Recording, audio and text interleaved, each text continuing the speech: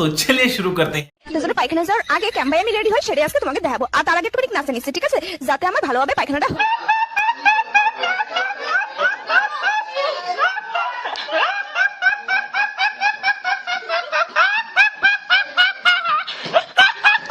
হয়ে যায়। দেখো প্রথমে আমি ইউজ করে নিচ্ছি একটু সানস্ক্রিন ইউজ করলে কি হবে বলো তো, আমি তো অনেকক্ষণ ধরে পায়খানার মধ্যে বসে থাকি, তো ওই জন্য এটা ইউজ করলে আমার মুখে ট্যান পড়বে না। এত গরম লাগে পায়খানায়, তো আমাদের এসি বসানো নাই, একটা এসি বসাবো ভাবতেছি কয়দিন পরে।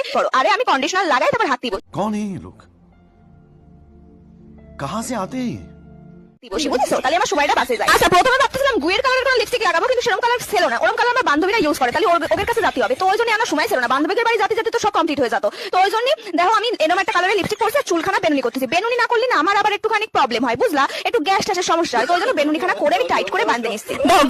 Anana pateye apati tek tek na apatia apati tek tek ku apat अरे कहना क्या चाहते हो?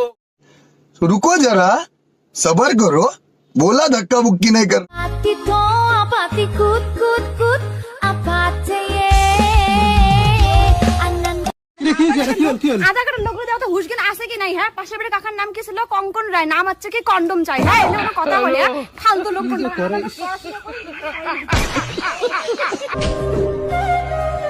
কি দিচ্ছ? নজর টিপ। এগুলা তো বাবুদেরকে দিতে হয়, মানুষ কি বলবে দেখলে বলো। ओ भाई मारो मुझे, मारो मारो मुझे, मारो मारो। नहीं ये मजाक हो रहा है, एक सेकंड यार, मजाक हो रहा है। তুমি তো আমার বাবুই লাগো।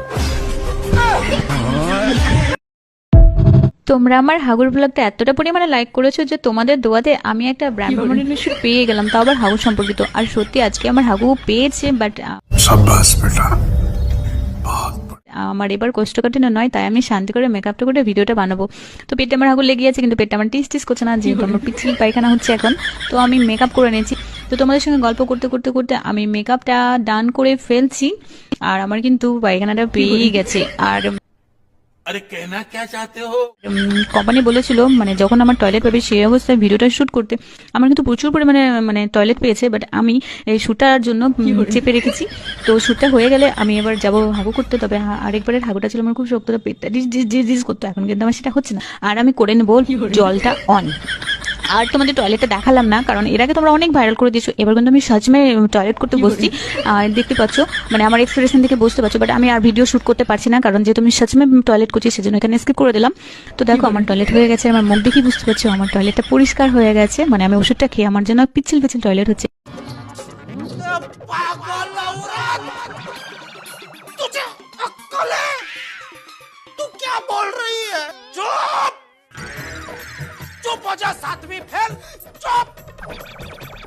एक शब्द পড়ালেখা করলেও বাসন মাজতে হইব, পড়ালেখা না করলেও বাসন মাজতে হইব। পার্থক্য শুধু হলো ছাই আর ভিমবার।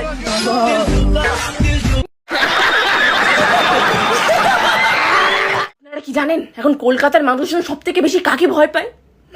তার নাম হলো হাগু। হ্যাঁ হাগু, হাগা হাগা। চলো বাথরুমে গেলে মনে হয় আগ্নেয়গিরিতে পৌঁছে গেছি।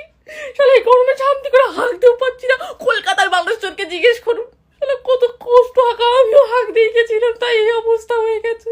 কেন যেন বলেছিলিস? হ্যাঁ I love summer, I love summer. তাদের মনে হচ্ছে লঙ্কা গুলোতে চুপিয়ে মারি শালা। আই লাভ সামার, না শান্তি করে হাঁকতেও পারছি না, আর আই লাভ সামার। শালা কি গরম মাইনি। देखा आपने लापरवाही का नतीजा है।